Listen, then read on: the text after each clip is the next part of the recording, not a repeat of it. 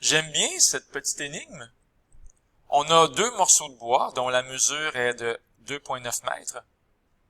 Et clairement, le dessin nous montre la réponse. Le premier morceau ici, on l'accote comme ça sur les côtés du carré.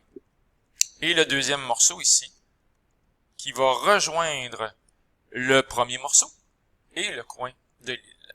Alors voilà, c'est une belle réponse, mais encore, il faudrait montrer que ça fonctionne vraiment. Je vais vous montrer que, effectivement, les morceaux de bois vont pas tomber dans le vide ou dans le lac. Ils sont bel et bien assez longs, avec 2,9 mètres, pour que ça fonctionne. Alors, il faut d'abord comprendre qu'on a 3 mètres ici, et 3 mètres d'ailleurs dans toutes les largeurs possibles en rose ou en rouge pâle. Parce que, bien sûr, 3 mètres plus 3 mètres plus 4 mètres, ça fait bien 10 mètres. Je vais d'abord m'intéresser à toi ici, X, la mesure du segment qui part du coin du carré jusqu'au coin de l'île. Donc, moi, je veux trouver donc la mesure de X, c'est ma première étape. La mesure X. En passant, quand on met une lettre minuscule, ça veut déjà dire la mesure. Donc, ici, je m'intéresse à la mesure qui est X. Et tout simplement, ce que je vais faire, c'est imaginer, donc, cette espèce de segment en diagonale dont la mesure est X.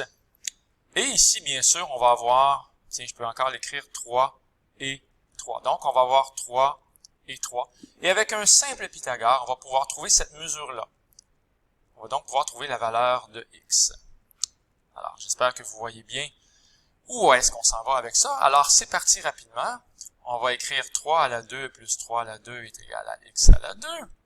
Ce qui fait 9 plus 9 est égal à X à la 2. On va avoir 18 est égal à X à la 2.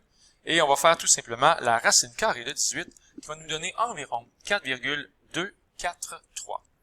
Donc, 4,243 mètres, environ égal à X qui est ici. Et vous allez voir que c'est pas très compliqué. Bien sûr que on a une baguette ici, dont la mesure est 2,9 mètres.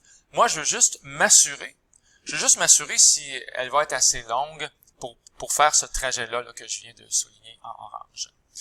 Ben, étant donné que tout ça ici, c'est 4,243 mètres, il suffit de voir ici, j'en ai combien ici pour la mesure qui est A.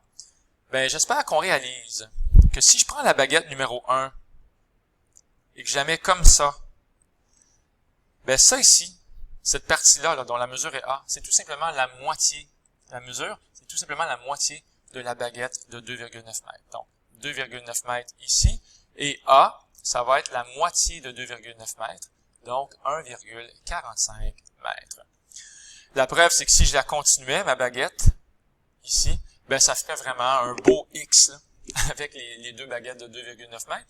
Mais on veut pas avoir un beau X, on veut juste tout simplement avoir une simple moitié. Donc ici, la moitié de 2,9 mètres, tout simplement. Alors, étant donné maintenant que toute cette distance-là, attention, je vais faire mal à mon dessin, toute cette distance-là ici mesure 4,243 mètres, ben tout ce que j'ai à faire, c'est de voir combien il en reste pour la partie, tiens, on va l'appeler la partie, je sais pas moi, la partie B. Alors, B est égal à 4,243 moins ça ici, ou ça, qui mesure 1,45. Comme ceci. Et ça me donne 2,79. Environ 2,79, et on va mettre un autre chiffre, tiens, mètres. Donc, qu'est-ce qu'on réalise dans la joie la plus profonde? C'est que ici, si ça mesure 2,793 mètres, et que ma baguette de bois disponible mesure 2,9 mètres, ben, il va rester un petit peu plus de mètres que c'est nécessaire. Alors, peut-être qu'il y a un petit bout qui va dépasser dans ce coin-là ici, et ce petit bout-là va mesurer combien? Il va mesurer 2,9 mètres moins le 2,793 que je viens de découvrir.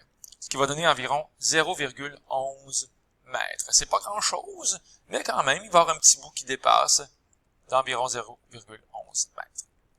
Quelle belle énigme, tout le monde! Et je vous dis au revoir.